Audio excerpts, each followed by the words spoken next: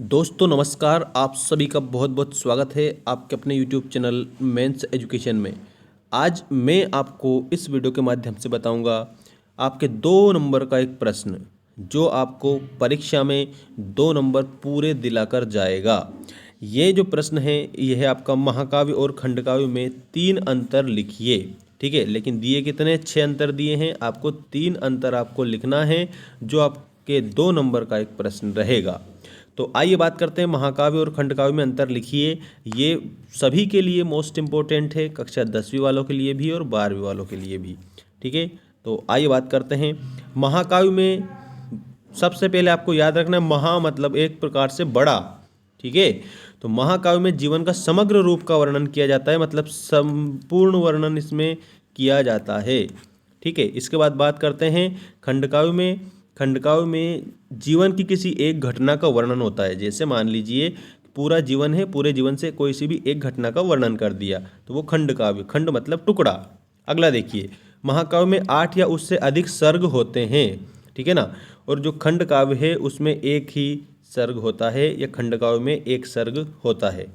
इसके बाद में महाकाव्य में अनेक छंदों का प्रयोग किया जाता है। जैसे मान लीजिए बहुत सारे जो छंद होते हैं ना, उन छंदों में लगभग सभी का प्रयोग किया जाता है। अनेक छंदों का प्रयोग होता है, ज़्यादा से ज़्यादा छंद इसमें शामिल होते हैं। खंडकाव्य के लिए ये आवश्यक नहीं है कि अनेक छंदों का प्रयोग हो, ये एक छंद में भी पूरा कर दिया जाता है। अगला देखिए, महाकाव्य में शांत वीर श्रृंगार रस में से किसी एक रस की प्रधानता होती है और जो खंडकाव्य है उसमें श्रृंगार व करुण रस प्रधान होता है। खंडकाव्य में श्रृंगार और करुण रस प्रधान होता है, महाकाव्य में शांत वीर और श्रृंगार रस में से किसी एक रस की प्रधानता होती है।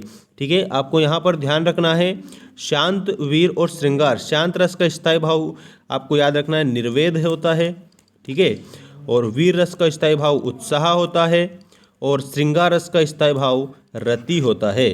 ठीक है ना, तो और इसी प्रकार से करुण रस का जो स्थायी भाव है वो करुणा या होता है शोक। इससे रिलेटेड प्रश्न भी आपकी परीक्षा में देखने को मिलेंगे। अगला देखिए, महाकाव्य में धर्म अर्थ काम और मोक्ष की प्राप्ति होती है और खंडकाव्य में इसका उद्देश्य महान होता है। प्रमुख महाकाव्य रामचरितमानस, साकेत, पद्मावत, कामायनी आदि ये महाकाव्य है और ये खंडकाव्य है पंचवटी, जयद्रथ वध, सुदामा चरित आदि।